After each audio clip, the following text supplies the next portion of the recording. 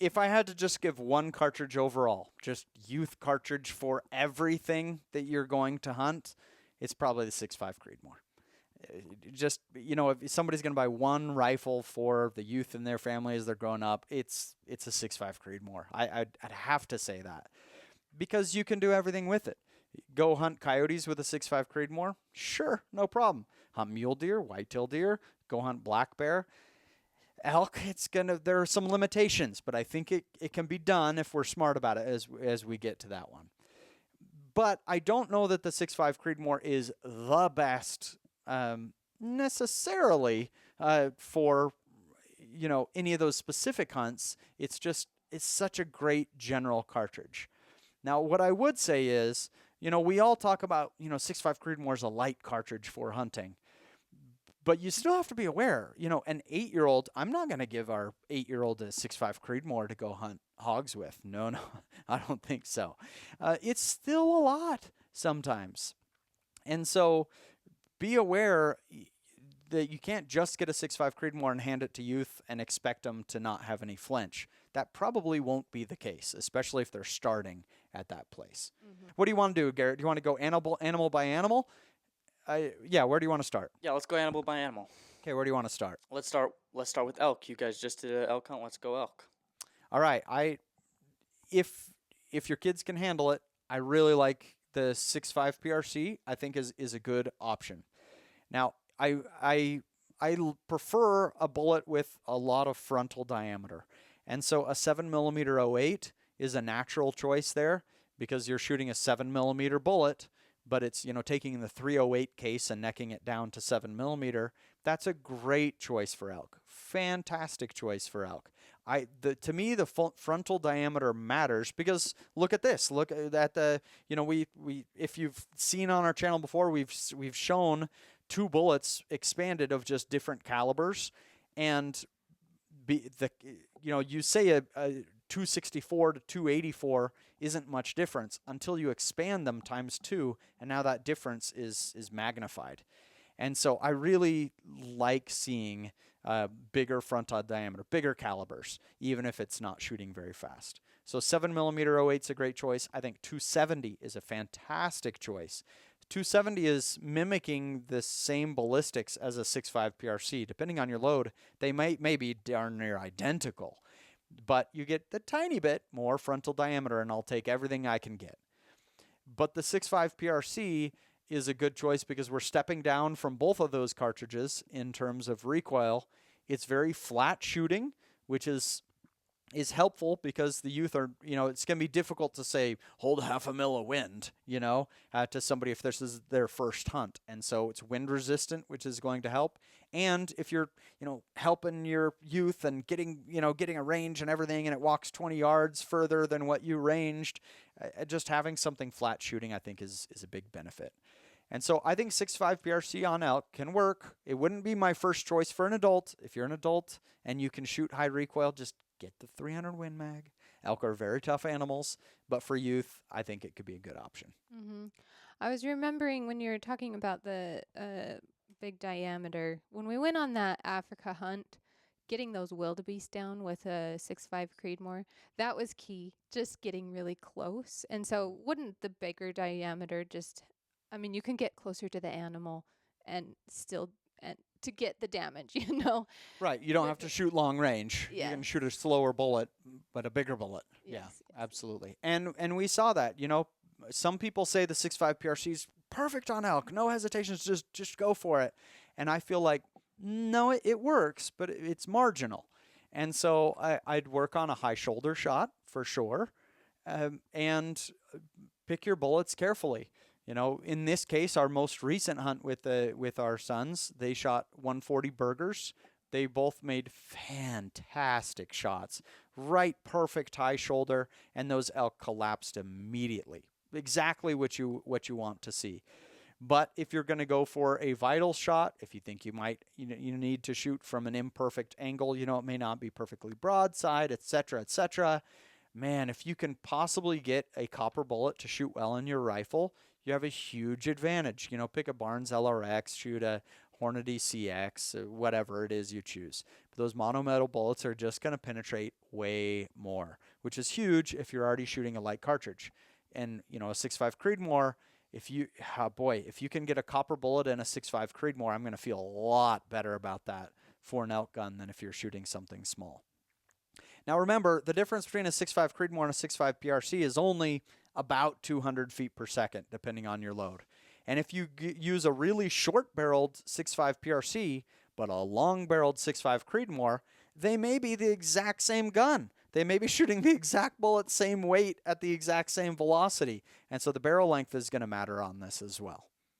But in this case, they shot at 2950 feet per second, a 140 grain lead bullet, and it was absolutely perfect. No problems. Okay, what about deer? Going down to, now, a deer is just not a difficult animal to kill. It really isn't. I get all questions all the time. Somebody saying, hey, I'm in Kansas. I'm shooting from a tree stand. Maximum shot 70 yards. What's the best cartridge? And I was like, don't pick a 22 long rifle. Don't pick that. Other than that, yeah, it's going to work just great. And so for me personally, the name of the game is just the lightest recoil we could possibly get to in here. And so I was skeptical on 22 caliber bullets on deer. A lot of people hunt with a 22 250 on deer. Keep in mind there are some state regulations. If I remember right, Colorado is one that doesn't allow 22 cal on big game. Anyway, but there's been some innovation there. The 22 Creedmoor was just, SAMI approved, whatever, a year ago. And I went on a hunt with Horizon Firearms in Texas, and we shot 3 big bucks that week. And I was very converted because it's a 22 250 is a lightweight bullet shooting really fast. The 22 Creedmoor is still shooting very fast, but it's allowing you much longer, heavier bullets. It's an 80 grain bullet going, 3,000, 3,200, depending on your barrel length of how fast that thing's going. And so an 80 grain modern bullet like an ELDX shoots great out of that thing. And the terminal performance on deer was fantastic. It did great. It's so light recoil that to prove how light of recoil the 22 Creedmoor is, I mounted it on my forehead, the butt pad of the rifle on my forehead, and aimed at the target and shot. And it's so light, it's just like a vibration when you pull the trigger on that. That's so awesome for a youth hunter. I can't think of a better deer rifle for youth than a Horizon Vandal in 22 Creedmoor.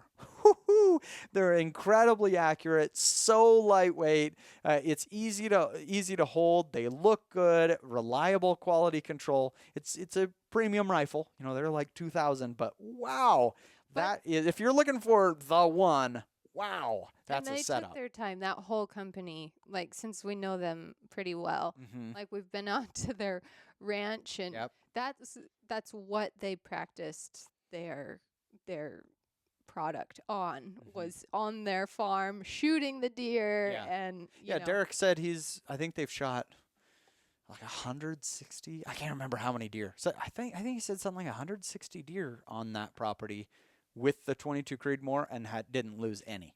Yeah. It's like, okay, that's a pretty good So track record. it's a well-tested product. It really, yeah. I'm pretty happy with it. Now, if you've got to get in at a lower price point, totally understandable. You don't have to have the expensive stuff to go hunting. Definitely not. One option for 22 Creedmoor, Odin Works in Boise makes a replacement barrel for a Ruger American. If you've already have a Ruger American, you can get that barrel and just spin it on. It's a pre-fit, and then boom, you got a 22 Creedmoor.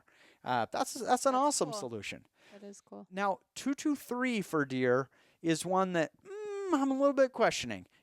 55 grain bullet, and I know, 55 grains of 223, has been used to kill a lot of things, but it is a little light for deer. It wouldn't be my first choice there.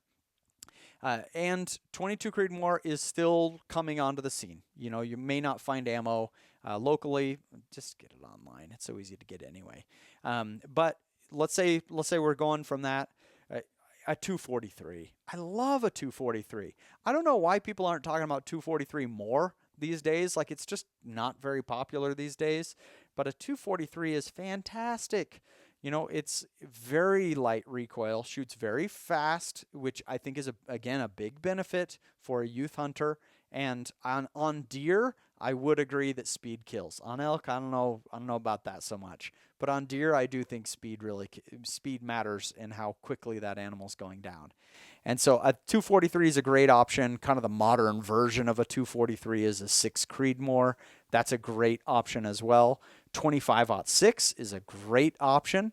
If you're a wildcatter, a 25 Creedmoor would be a sweet choice there. I think those are all great. The only thing I would say, though, is there is a difference between a little bodied whitetail, like in Florida, they have those really light bodied whitetail, but a whitetail and a big old nasty mule deer, they're hardly the same animal. And so if, moving up to mule deer, there's just a little bit of a, it's at least worth a second thought about moving up a tiny bit. But in general, if it's going to kill whitetail, I think a mule deer is probably going down too. So would you give that same advice for antelope? Yeah, I think not tough. So just shoot something that's going to be easy to shoot. I think you could probably kill an antelope with a squirt gun. Antelope are not difficult to kill. The difficult thing about an antelope is it's such a small animal. It is small bodied, and the vitals are small on there. And so, we killed a whole pile of the African version of an antelope, the springbuck in Africa. And I don't think we ever saw one take a step after it was shot. They're easy to kill. You can pretty much shoot anywhere on them and they're gone. Yeah, maybe the hoof. No, just kidding. Obviously, you got to hit the vitals, but you're not going to need a big cartridge. This was a clip from the Backfire Mancast, our podcast that we do every 10 days. Check out the Backfire Mancast. It's the really purpose of it is there are a lot of things that YouTube doesn't allow us to say every week, and that's where we can say it. But here we give a couple clips of things that are suitable for the YouTube overlords.